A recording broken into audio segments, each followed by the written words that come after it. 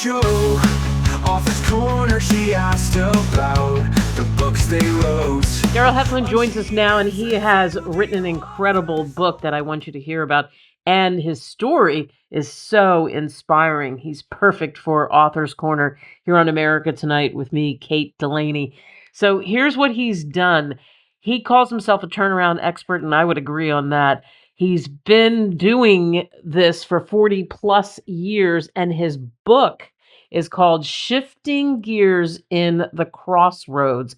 What's cool about this book is there's these four phases that he'll talk about that help you realize your dream reposition, as he says. You can rebuild, reemerge, and realize the 5 essential steps to building a compelling case for change. If we don't need that now, when did we need it? We always needed it. Darryl, thanks so much for coming on. And thanks for having me, Kate. I appreciate the opportunity to be here today. So let's talk about your story. What was it? What was your challenge? What made your life go in this direction where you created the shifting gears and realized that's what you needed to do? So I've been through about 5 major crossroads in my life. The first one that I went through, I was not prepared for. Like one of the characters I talk about in the book, Jim the Entrepreneur, I was an entrepreneur. I'd been a serial entrepreneur, done about 14 years, 6 different businesses, had some great successes, had some failures along the way, learned from both of them. But the 6th venture was going really good until it wasn't. And one day I found myself on the outside looking in on that business that I and a handful of friends had created, and I didn't have a plan. I was lost. Worse, I found that my identity was wrapped up in that business, and when it failed, and when I was on the outside looking in, I really realized I had to recreate my identity. So that was the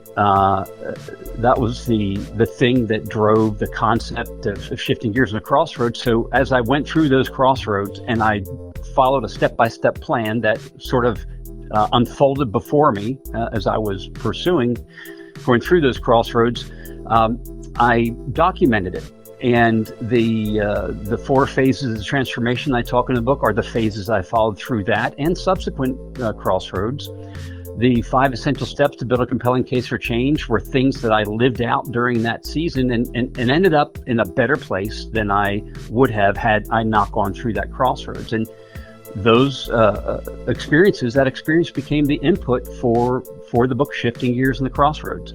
And you realized during this time, you and I had a great conversation off the air, that you were neglecting some things. And that's what led to, again, the 4 that you talk about, the faith, the family, the fitness, the financials. Because usually what happens, Darryl, and you know it, and you define it so well in the book, is that something shifts and you might be just crushing it financially, but everything else is sliding down the hill. You're neglecting your family, your fitness is awful, and your faith is nowhere. And you talk about how important that is, right? I do, and I actually call them the 4 foundational principles. And when I went through the first crossroads, every one of them was broken. I wasn't a bad person. I was just unfocused. I was so motivated, like many entrepreneurs are, on pursuing the dream, that my health wasn't. I wasn't sick, but I wasn't in shape. My family had been put on the back burner. My faith had been put on the side, and when I had that wake-up call, that cataclysmic event that found me on the outside looking in, I began to step back and take a look at my life. I'm like, man, not only was the business broken, but I was broken, and I had no balance in those 4 foundational areas of my life. So when I started to rebuild, I knew I had to rebuild the 4 foundational areas first, and that became, as I mentioned, the foundation for the rest of the 4 phases of transformation, of 5 essential steps for change. Yeah. Again, the book is called Shifting Gears in the Crossroads. You can get Darryl's book on Amazon, Barnes & Noble, wherever great books are sold. You can get it for a song. You can get a Kindle version right now as you're listening to this conversation and make that shift. And we're seeing now in the world, it could change be even faster than it is, right? It can. I mean, the U.S. Department of Labor statistics show that at any one point in time, between 6 and 7 million people are unemployed looking for a job. And I talk about career paths in the book, but the algorithms, the processes I talk about are also applicable to business and ministry and life as well. But with regards to that, there's 6 to 7 million people that are going through the crossroads at any point in time, and the crossroads can be a stressful time filled with uncertainty and fear and lack of clarity.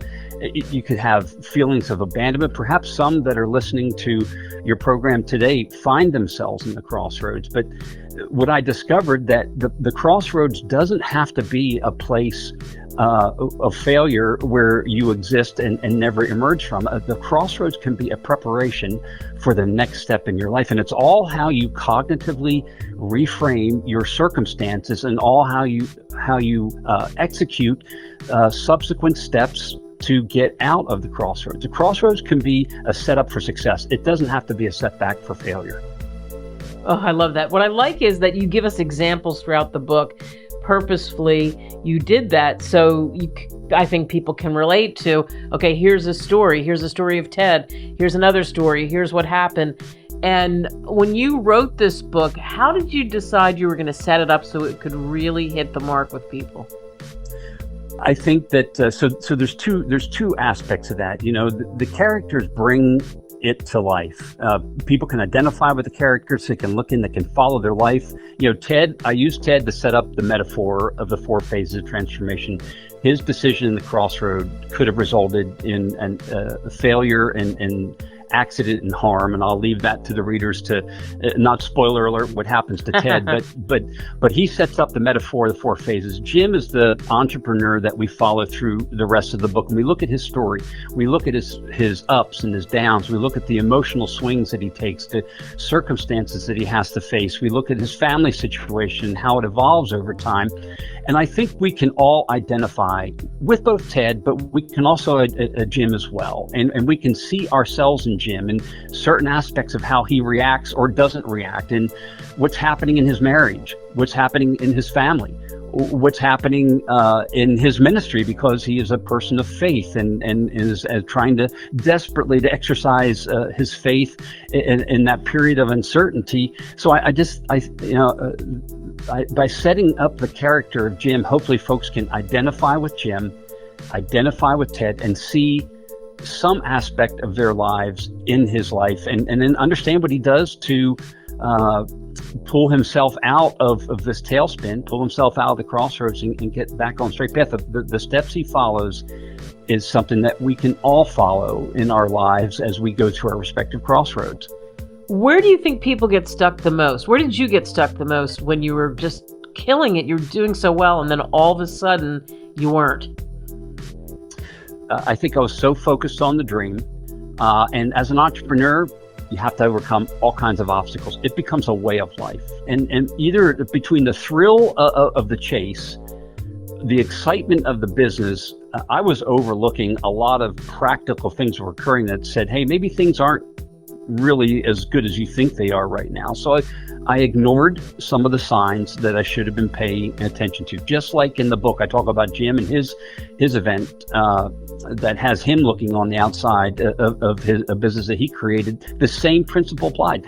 There were signs that he ignored, and he was so committed to the chase, he was so committed to the goal that he kept overlooking those signs. And it wasn't until it was too late that he discovered that he was not able to proceed, and he ended up looking from the outside to the inside of that business.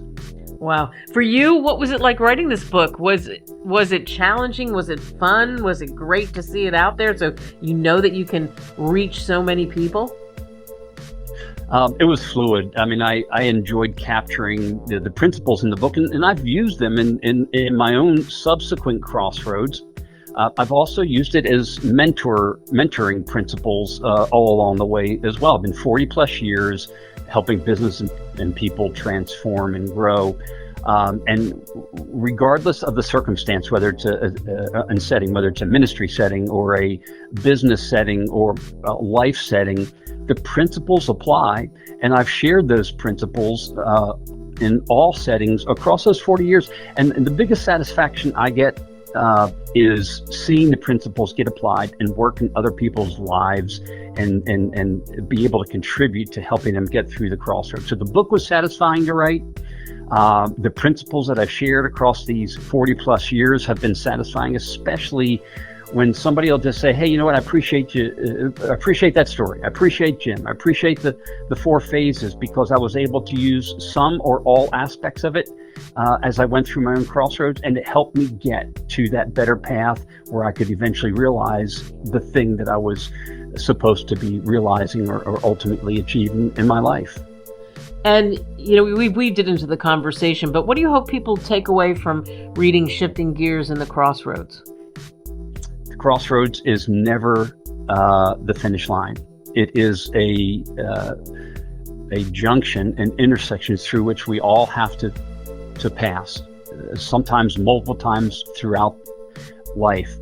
But you're never without hope, and you're never without a solution. If you follow the phases, if you follow the steps, and you take it one step, one phase at a time, you'll get through it.